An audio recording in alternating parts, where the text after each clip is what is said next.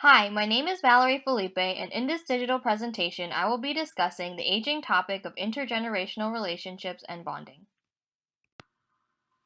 For anyone new to the term intergenerational relationship, it refers to the interaction of members of different generations. In today's society, individuals can face difficulty when it comes to connecting with peers from different age groups, and this issue is characterized as a generational gap. Intergenerational relationships allow younger and older generations to get to know one another and allow them to better themselves in our society. In the brief video on the next slide, high school and college students in Media, Pennsylvania, who work in the dining room at the Lima Estates Retirement Home, have formed extremely close connections with the elderly residents living there. A Delaware County retirement community is bridging the gap between old and young. Action News anchor Tamla Edwards has the story in today's Art of Aging report. At Lima Estates and Media, high school and college students are hired to work the dining room. Having young people around when you live in a retirement community is probably one of the best things that happens. And here, the young people receive sensitivity training to help them better relate to the challenges of aging. I thought, okay, I'm just gonna come in, just do what I have to do, but you really get to know the people. They make you feel a part of their life, and they don't look down upon the fact that we might be a little bit older. In fact, the young people grow so close to the seniors that they often invite them to games, graduations, even their weddings. I love it. It's awesome. They're always asking, how's school going? How are your grades? Megan is one of my favorite servers. It's social and it's all about relationships. They really feed off of one another and the residents feel it. It's a family. I was thinking of working in the emergency room. That would be perfect. It's like another grandmother, grandfather. It's like you have more than one. They look out for you. Always said I wanted to be a nurse. They think of us as grandparents. We think of them as grandkids. I have a young man here who calls me grandmom. The students are paid and also get college scholarship vouchers, along with a daily living lesson in history. Most likely, whatever they're going to school for, there's somebody here that's did it for 50 years, and they can kind of be something of a mentor. They've been in the military, they've been all over the world, a place I want to go. For both the seniors and the students, it's a win. And learn new things from us, and we learn stuff from them. Tamla Edwards, Channel 6 Action News. In the Intergenerations Unit Introduction, Professor Majeroff offers benefits of intergenerational relationships which are closely related to the video. One benefit introduced by Professor Majeroff is that intergenerational relationships can reduce the likelihood of depression.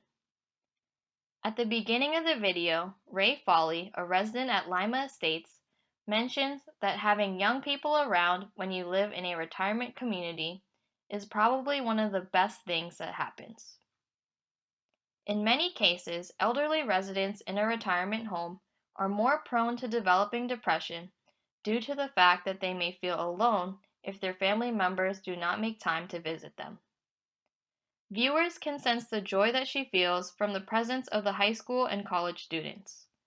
This specific scenario of Mrs. Foley's contentment from having the company of the students exemplifies how intergenerational relationships can be a preventative element for the development of depression in elderly residents.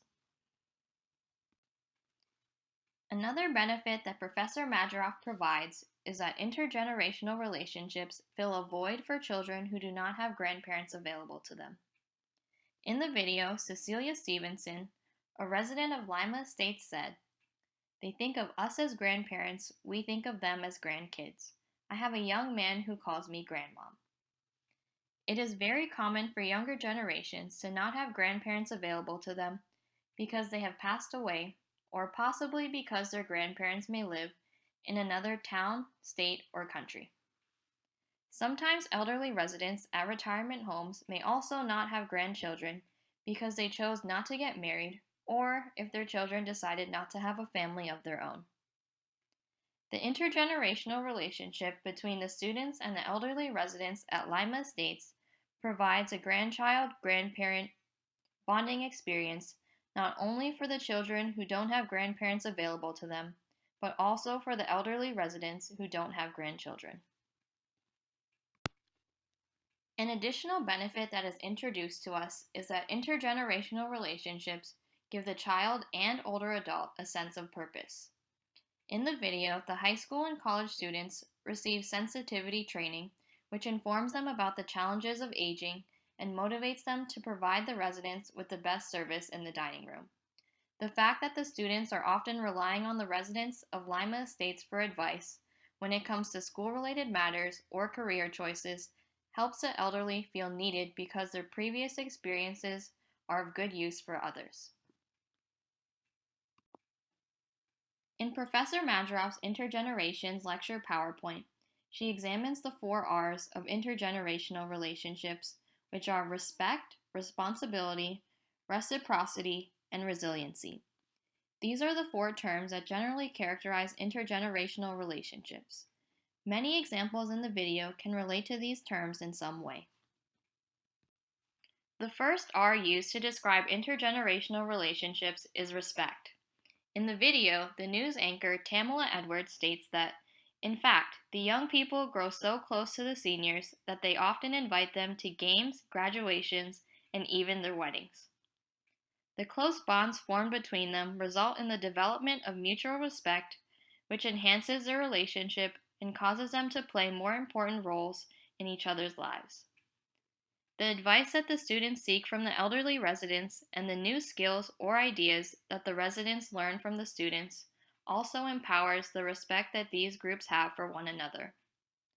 Lima Estates resident Susan Fisher said, "They make you feel that you're a part of their life. They don't look down upon the fact that we might be a little older." This statement provided by the resident reveals how the respect that the students provide the residents with have a significant effect on strengthening their intergenerational relationships and bonds. The second R of intergenerational relationships is responsibility. In the Intergenerations PowerPoint, we learn about filial responsibility, which is a sense of personal obligation for the well-being of aging family members. Although students may not be family members of the residents at Lima Estates, filial responsibility can be a probable influence for the decisions of high school and college students to provide their services at the dining room of the Lima Estates retirement home because they may feel inspired to give back to the elderly community. The third R that characterizes intergenerational relationships is reciprocity. Reciprocity is a quality or state of providing mutual advantages or benefits. Dennis Napier, the Director of Culinary and Nutritional Services at Lima Estates, said, "Most likely, no matter what they're going to school for, there's somebody here who did it for 50 years, and they can be something of a mentor." His statement demonstrates how the intergenerational relationships and bonding between the students and the elderly residents at Lima Estates enables the elderly residents to receive the best quality service in the dining room, but also provides students with opportunities to seek guidance from the residents because they can be treated as mentors. The fourth and final R of intergenerational relationships is resiliency. In the Intergenerations lecture PowerPoint, Professor Madroff discusses how the resiliency of intergenerational relationships can provide an emotional and physical support system for younger generations. In the video, the advice and support that the older adult residents provide the high school and college students can make up for any shortcomings of their parents at home. I believe that it is important to examine this media piece in order to develop a thorough understanding of the benefits of intergenerational relationships. This media piece can influence younger generations to reflect on how they can become more involved in the community in order to enhance their social interaction with older adults. Viewers are able to appreciate how intergenerational relationships can offer advantages for both younger and older generations, which can be beneficial for these groups for their future endeavors in our society. Whether intergenerational relationships and bonds are formed between family members such as grandparents and grandchildren, or other individuals such as high school or college students and elderly residents at a retirement home, it is evident that the connections formed between older and younger generations are meaningful experiences that will always be valuable for the progression of our society. I would like to thank you for taking the time to view my presentation and for considering the significance of the aging topic of intergenerational relationships and bonds.